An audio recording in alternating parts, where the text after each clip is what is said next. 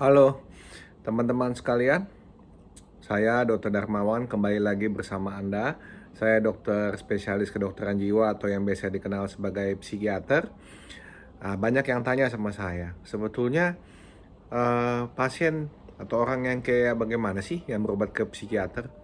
Nah, nggak mesti nunggu supaya kita itu menjadi gangguan jiwa baru datang ke psikiater, teman-teman sekalian.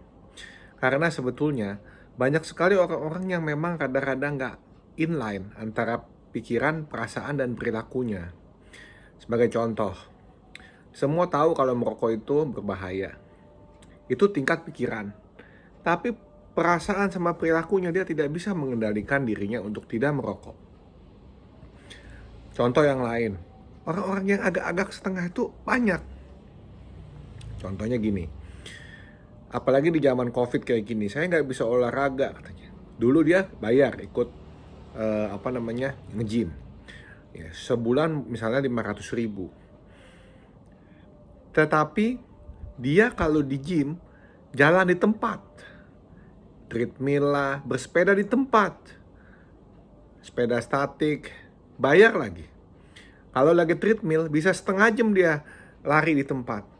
Padahal sehari-harinya dia kalau nyari parkir mesti deket pintu masuk.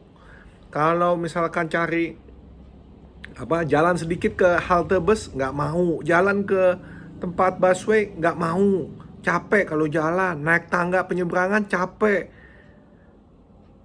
Itu kan sesuatu yang alami.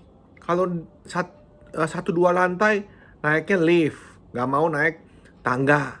Nah, exercise yang alami dia nggak mau lakukan, gratis pula, tapi bayar, jalan di tempat. Nah coba, apa itu nggak begini otaknya?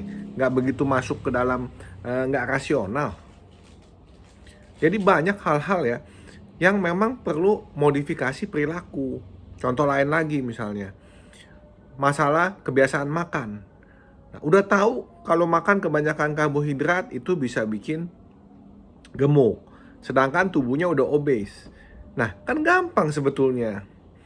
Tinggal kalau kita ngambilnya itu jangan ngambil nasi dulu, ambil dulu sayurnya, ambil dulu dagingnya. Nah kan piringnya udah penuh tuh, baru ditambahin nasi atau pakai piring yang lebih kecil.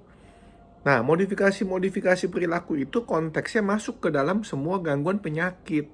Hanya sayangnya orang itu sudah menstigma. Wah ini kalau misalkan ke psikiater nih pasti udah gila. Kalau ke psikiater nih pasti udah gangguan jiwa berat. Lah, saya kan bukan dokter spesialis untuk orang gila. Yang 1/100 gila, 1/10 gila, kan juga mesti dibantu ditanganin supaya konteksnya dalam kesehatan fisik pun itu dia bisa mendapat quality of life yang baik. Jadi jelas ya teman-teman ya, orang yang bagaimana yang perlu datang untuk konsultasi dan mendapat terapi modifikasi perilaku, bahkan bila perlu diintervensi segala macam fungsi hardware-nya ini nih, yang hardware-nya suka nggak connect, nggak nyambung, nggak bisa diinstal software baru.